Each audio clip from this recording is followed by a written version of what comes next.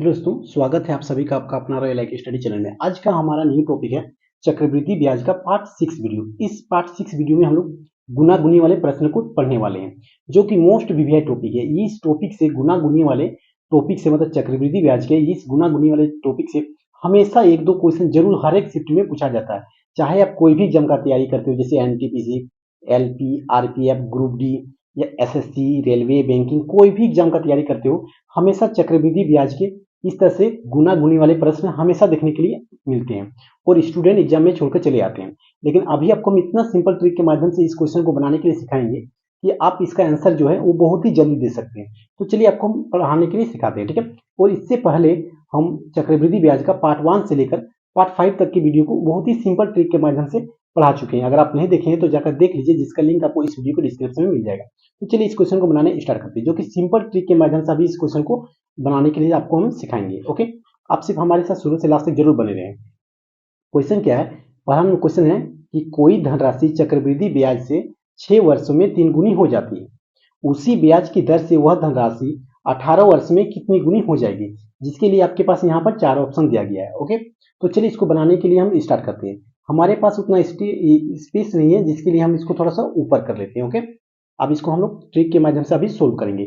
अभी हम लोग जो ट्रिक का यूज करेंगे वो ट्रिक हम चक्रवृद्धि ब्याज के पार्ट 5 वीडियो जो पढ़ा चुके हैं, पिछला वीडियो, उसमें हम इसी ट्रिक का यूज कर चुके हैं। अगर आप चक्रवृद्धि ब्याज के पार्ट 5 वीडियो को देखेंगे तो आपको और बहुत बेहतरीन ढंग से समझ में आएगा। तो चलिए शुरू करते हैं। देखिए, एक तरफ क्या लिखेंगे हम लोग? एक तरफ लिखेंगे हम लोग वर्ष, एक तरफ लिखेंगे वर्ष और एक तरफ लिखेंगे हम लोग गुना।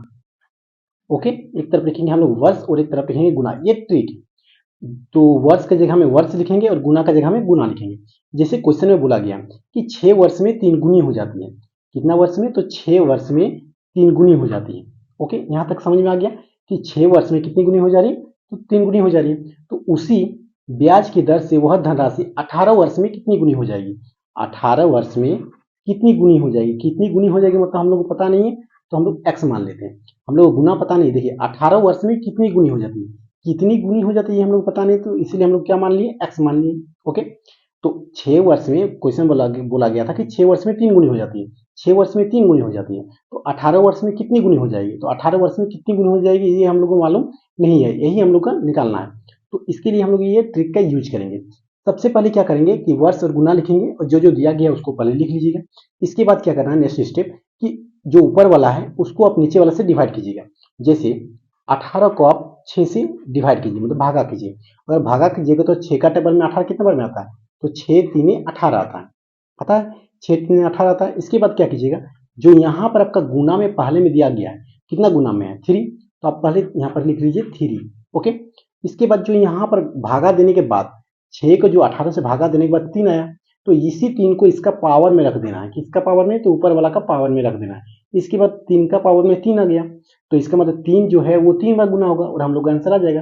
कैसे? देखिए, 3 का टेबल में 3 का पावर में 3, तो आप क्या कीजिएगा, 3 को आप 3 बार लिख लीजिए। 3 का पावर में 3 मतलब 3 को 3 बार, 1 बार, 2 बार और 3 बार। अब इसको गुना कीजिए, आपका आंसर आ जाएगा।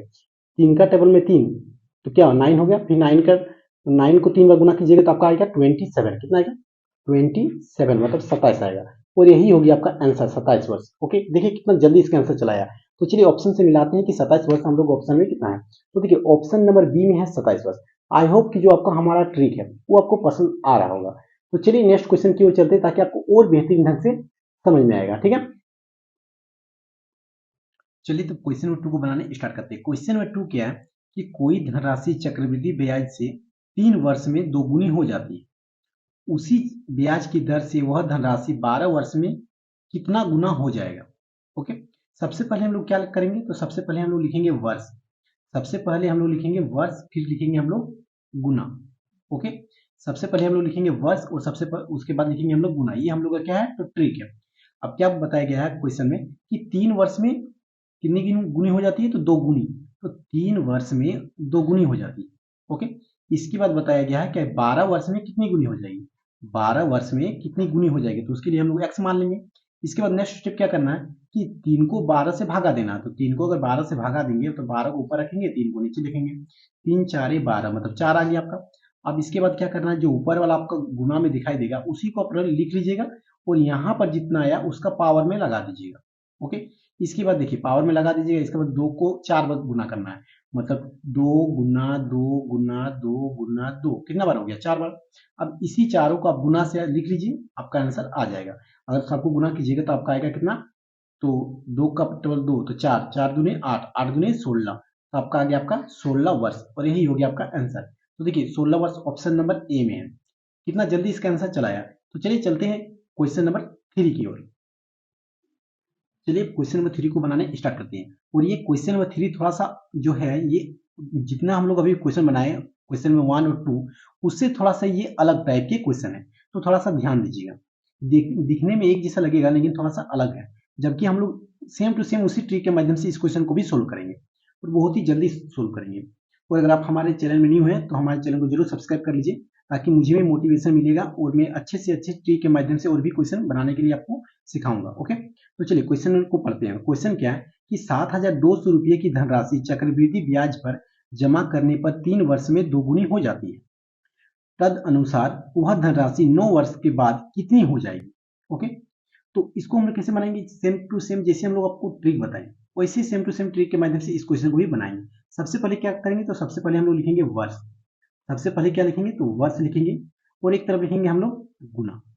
ओके, तो वर्ष कितना बोला गया? तो 3 वर्ष में 2 गुनी हो जाती है। तो 3 वर्ष में कितनी गुनी हो जा रही है? 2 गुनी हो जा रही है। यहाँ तक कोई दिक्कत नहीं, 3 वर्ष में 2 गुनी हो जाती है। इसके बाद बोला जा रहा है तो तद अनुसार वह धनराशि 9 वर्ष बाद कितनी हो जाएगी। 9 वर्ष के बाद कितनी हो जाएगी। ओके, तो इसके लिए आपको क्या करना है कि सबसे पहले इसको डिवाइड करना है। तो अगर हम लोग 9 को ऊपर रखेंगे और 3 को नीचे रखेंगे, तो 3 का टेबल में जो 9 आता है वो कितना बार में आता है? तो 3 तिया 9 आता है। ओके, यहाँ पर 3 हो गया। इसके बाद क्या करना है कि आपको यहाँ का जो ऊपर में है उसको लिख लीजिए। इसके बाद इसके ऊपर में आप इसको पावर लगा दीजिए। अगर 2 के पावर में 3 है, मतलब 2 का क्यूब, तो 2 का क्यूब कितना होता है? तो 2 का क्यूब होता है आपका 8। कितना होता है? 8।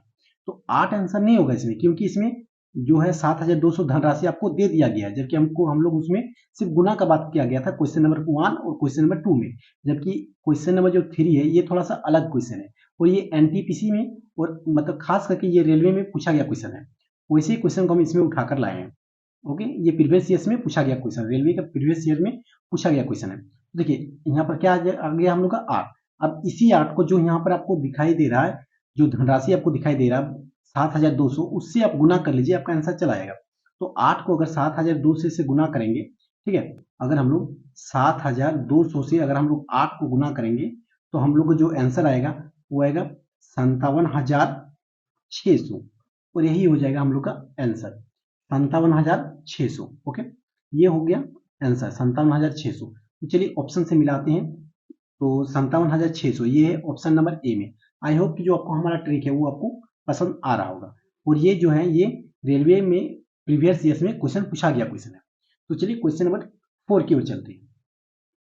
तो चलिए अब क्वेश्चन नंबर 4 को बनाने स्टार्ट करते हैं। क्वेश्चन नंबर 4 क्या है कि 12,000 रुपये की धनराशि चक्रवृद्धि ब्याज पर जमा करने पर 5 वर्ष में 2 गुनी हो जाती है। ओके, मतलब 12,000 रुपये जब जमा करता है चक्रवृद्धि ब्याज की दर से, तो 5 वर्ष में 2 गुनी हो जाती है।